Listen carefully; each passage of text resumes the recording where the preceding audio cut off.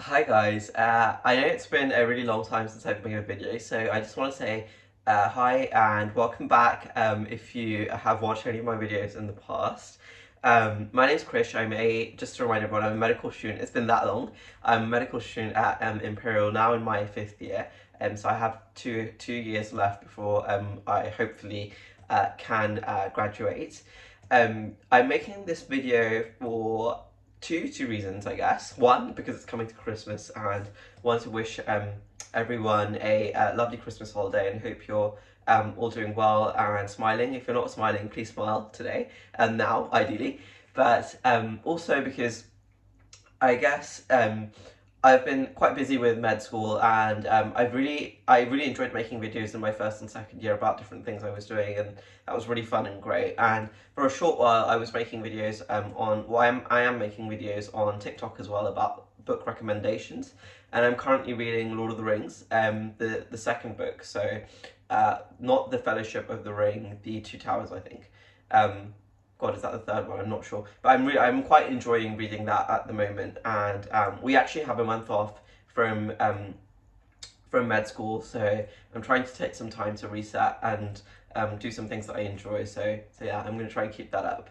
Um, but also because one of the other reasons I'm making this video is because I've recently been using and exploring a lot of different kind of AI based tools, and I thought it'd be nice for me to share some of those things that I'm using, because honestly some of it is quite amazing.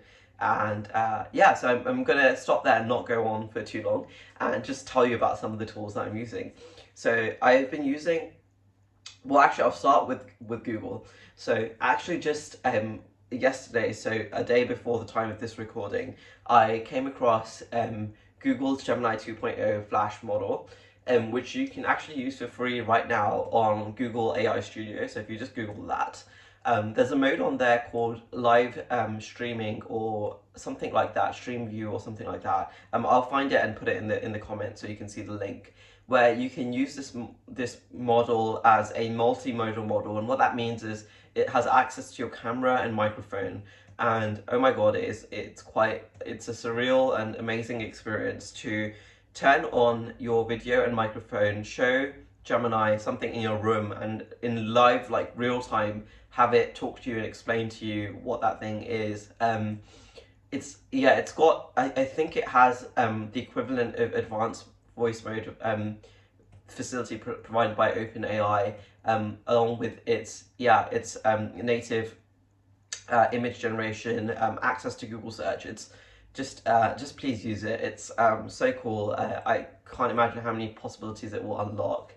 Um, for number two, so I've been using OpenAI's ChatGPT for quite a while, the 4.0 model, and I mainly use the advanced voice mode to discuss medical concepts with it, and the emphasis being on discuss. So I would usually prompt it with something like, "Hi GPT, I'm a final or penultimate year medical student in the UK, and I recently covered a lecture on hypercalcemia.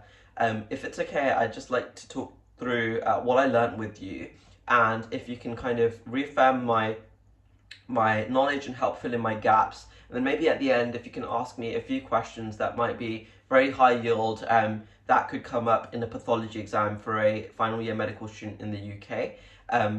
Would that be okay?" And then I just start having a conversation with it. And if at any point I feel like it's giving me too much detail, I will say something like, "Sorry, GPT, if it's okay, can I do more of the explaining, because I think it will help me learn, and then maybe you can just give me some prompts." And I feel funny kind of saying this out loud, but it's, if you've not tried that, please give it a go. It's an incredible way to learn. You do need to have some idea or like sort of existing knowledge about the topic, because some of these models can have hallucinations. So you need to know enough about hypercalcemia so that if it says something that's not true, you can kind of call it out, I guess. But it can teach you so much. Um, I honestly feel like the knowledge that these models now have is at a level definitely far superior to me, probably to most medical students. And it's at a level that it can teach you, as long as you have some existing knowledge to be able to verify what you're learning.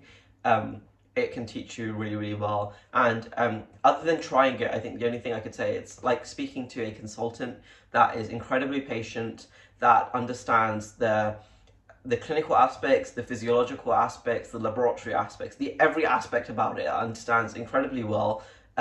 This consultant, for example, and it's incredibly patient, empathetic, and will like sit with you for an hour so that you can go through a topic in every which way you would like. So yeah, I know. I think there's a novelty to it. So I would say it's hard to do this for at least for me. I find it difficult to do this for every single topic that I'm covering because it requires a lot of effort and energy. But it's a way of learning that I've not, had the chance to do before, and it's unlocked by this model. So I think you do need to have membership but you can get 1 month membership for OpenAI's GPT models. And try it. It's really cool. And they've also recently implemented video support in their 4.0 model as well. So something worth thinking about. Other than that, I've also used Google's Notebook LM, which I've not used extensively, but essentially it's a sandboxed AI, which means it's an AI that will give you answers, and you can prompt it based on the sources you've uploaded to it.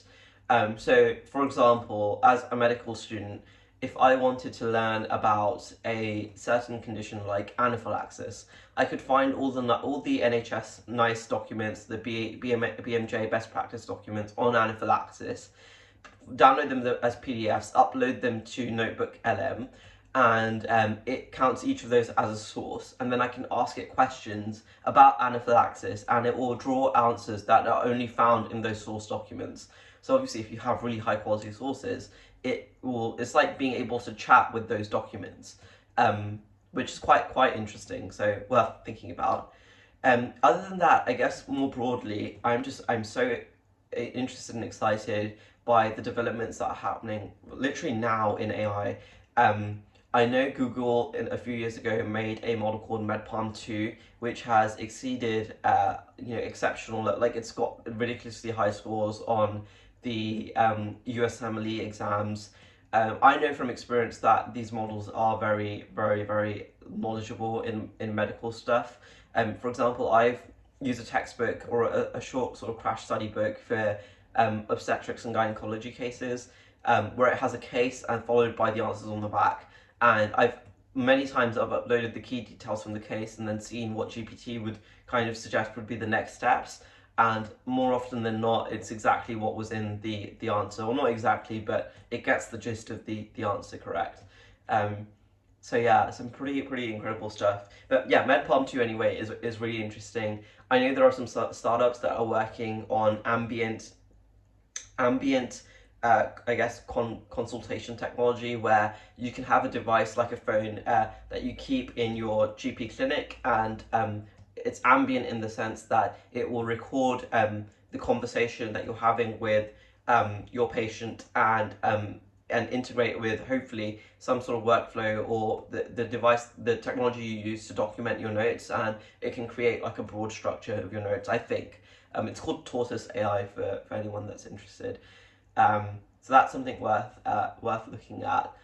I guess just in general, AI is so exciting right now. I'm going to preface this by saying there are some concerns about its use. So there's a really great video that I watched a while ago from the Centre for Humane Technology. I think these guys made a documentary about I think it was called The Social Dilemma, so how social media is influencing and hooking young people, and how they've used a lot of techniques from neuroscience to like dopamine related studies and stuff to help get people to spend the most time possible on social media.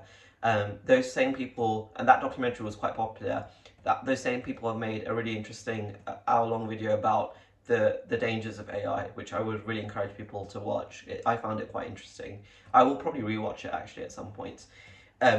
Other than that, Geoffrey Hinton, who recently won a Nobel Prize, I think in physics for, I'm not sure what he won for, but he's considered someone to be quite influential in the field of AI and machine learning, and I guess one of the pioneers of the current sort of technology of large language models and the algorithms they use, namely backpropagation. He has some very interesting videos that are quite scary about the existential threat of artificial intelligence and why these models are not just um, kind of statistical, you know, they're not just predicting the next term, they do really understand things. So, and apparently they can have subjective experience as well, which I came across in one of his more recent videos. So, worth looking at. Yeah, I might make some short videos to kind of compress some of these different things into, yeah, into simple shorts, but I thought I would share that with you guys because it's quite exciting for me personally. And yeah, I'm just going to come back to the main point of this video, which was to just wish you all a nice Christmas. Um, I, I hope to make some more videos in the near future. So if you do find this interesting, please comment down below how you're using AI, you know, what you're using it for. Um, and yeah, I'll stop there. Wishing you all a lovely Christmas. Please smile, be happy, and if I don't make another video before the new year, hope you have a lovely new year, and wishing you good health and happiness for 2025. Okay, bye.